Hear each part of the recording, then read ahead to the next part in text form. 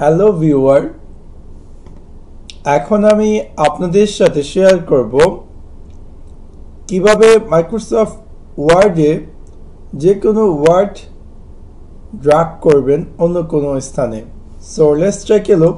For example স্বরূপ আমি চাচ্ছি যে আমি এটাকে জুম করে নিই যেটা আপনি স্পষ্ট দেখতে পান যে এই যে লেখাটি তা আমি সিলেক্ট করব, যে লেখাটি আমি চাচ্ছি ড্র্যাগ করার জন্য। সিম্পল আমি সেই লেখাটি সিলেক্ট করব। সিলেক্ট করার পর সিম্পলি আমি আমার মাউসের লেফট সাইডে হোল্ড করে আমি আমার যেখানে আমি চাচ্ছি সেখানে আমি ড্র্যাগ করে নিতে পারি। সো এভাবে আপনি চাইলে আপনি ওয়ার্ড ডকুমেন্টে যে কোনো লেখা সিম্পলি ড্র্যাগ করতে পারেন, এবং আপনি যদি চান যে এই লেখাটিকে আবার রিটার্ন ব্যাক করার জন্য ওখানে, তাহলে সিম্পলি আপনার আবার এইখান থেকে সিলেকশন করুন। সিলেকশন করার পর মাউসের লেফট সাইডে হোল্ড করে আপনি যেখানে চাচ্ছেন সেখানে নিয়ে যেতে পারবেন। So that's it. Thanks for watch my video. Like and subscribe.